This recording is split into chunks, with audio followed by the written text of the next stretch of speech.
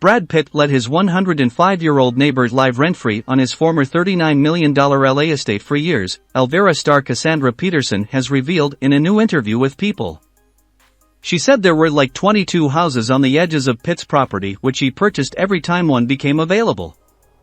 One belonged to a man in his early 90s, so Pitt made a deal with him, allowing him to stay on in the home, Peterson explained. He was very, very kind to the husband, Peterson told People.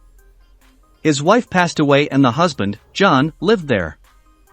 I know that Brad allowed him to live there without paying anything until he died. Amusingly, the deal probably lasted longer than Pitt had expected, Peterson said. It was kind of funny because John lived to be 105. The actress joked that John just kept living forever, adding, I imagine Brad was thinking, well, you know, he can live there till he dies, which might be any minute now. Peterson, who became Pitt's neighbor, buying a house next door after she sold him hers, spoke with him over the years and described him as always kind and sweet. The Academy Award winner purchased the 1.9-acre property in 1994 for a reported $1.7 million from Elvira, mistress of the dark star Cassandra Peterson, People reported, and held onto it for nearly 30 years before selling it for $40 million in March.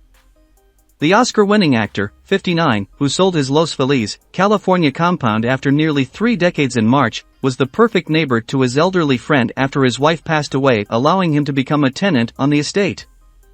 Last month Pitt sold his compound after owning and remodeling it over nearly 3 decades. The actor sold it for $39 million, which is a far cry from the $1.7 million he shelled out when he bought the home from horror icon Elvira back in 1994, as per TMZ. The property was originally listed for $45 million in January, but it's unclear what led to the price drop.